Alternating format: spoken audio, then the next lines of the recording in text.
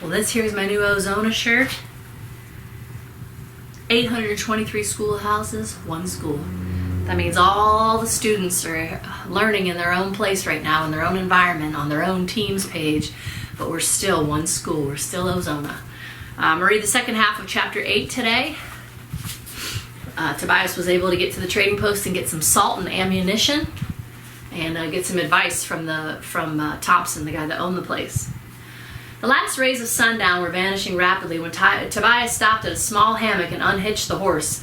Then he gathered palm fronds and placed them on the wagon floor and covered them with a blanket. Because of snakes, he would sleep in the wagon rather than on the ground. He started a fire and then he sat by, eating the last small scrap of coon meat.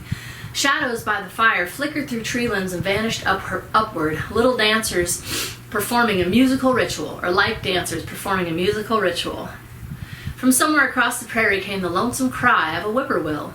Tobias had heard no sound of footsteps, but when he glanced at the far reaches of the firelight, he saw two men and a woman standing there looking at him. He jumped back quickly, grabbed his rifle, remembering Thompson's warning.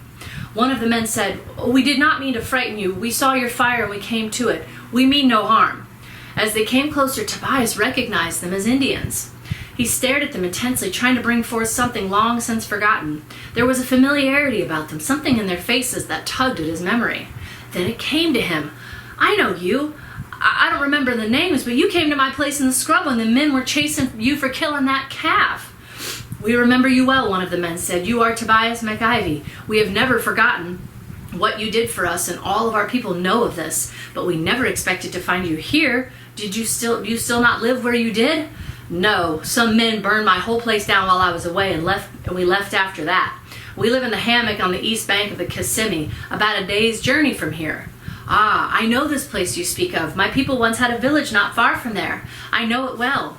"I found your place and took seed from the garden," Tobias said, putting down the rifle. "I'm sorry, but I have no food to offer you now." "Oh, we have food. We will prepare it here as you share your fire with us." "You are more than welcome," Tobias said. "You could stay the night here with me if you wish. It would be better for all of us to be together. I've been told there are many strangers wandering this countryside." One of the men went into the darkness and returned pulling a sled made of 2 poles covered with deer hide. Several bundles were on the sled. He said, "I do not blame you for not remembering our names. 'Twas a long time ago, and it was also a very bad day when we met.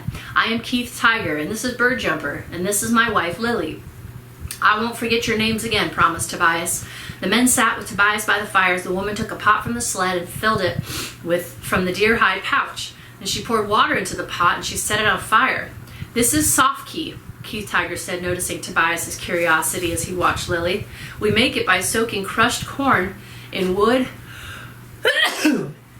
Excuse me. In wood, I lost my place. Wood, ash, and lye, and then we boil it with water.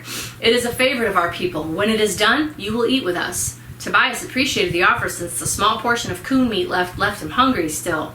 "When you left the scrub, you said you were going to land far in the south to join your people. Why are you here now?"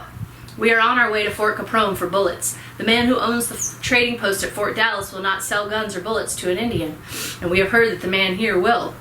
We need them badly to kill game, and we are on the way to trade for them." "Oh, I had coon skins," Tobias said, "and all I could get for them was salt. For everything else, he wanted cash. What do you have to trade?"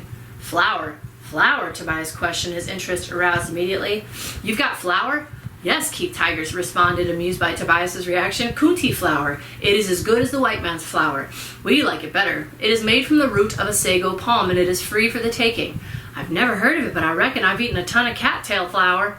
"This is better. We will tell you how to gather it and how to prepare it. In hard times, Coontie will nourish you and keep you alive. It saved my people from hunger many times during the wars." "I'd be right pleased to know all about it," Tobias said, "and the man at the trading post did say that he could sell anything a man could eat. You ought to make a good trade." Keith Tiger motioned towards the sled, and then the woman went to get it. She removed one of the bundles. As soon as she handed it to Tobias, Tiger said, "Take some of this Coontie with you. We have plenty to share. Tell your woman to use it as she would use a white man's flour." "Oh, I so appreciate this," Tobias said, accepting the bundle. "I'll have my wife make biscuits as soon as I get back home, and I have something to share with you just in case things go wrong at the trading post." He removed 2 boxes of the shells from his saddlebag and he handed them to Tiger. "I've got more, and I don't need to shoot as much game as you do to feed a whole village." The Indian's eyes flashed with pleasure and gratitude.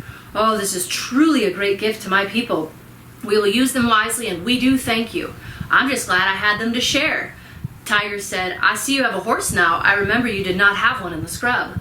Yeah, I took him off a dead soldier during the war. He's fair at pulling the wagon, but he ain't no good at all in the woods and swamps. He's too big and he runs in a straight line. Every time I chase a cow with him, I've ended up almost got my neck broke.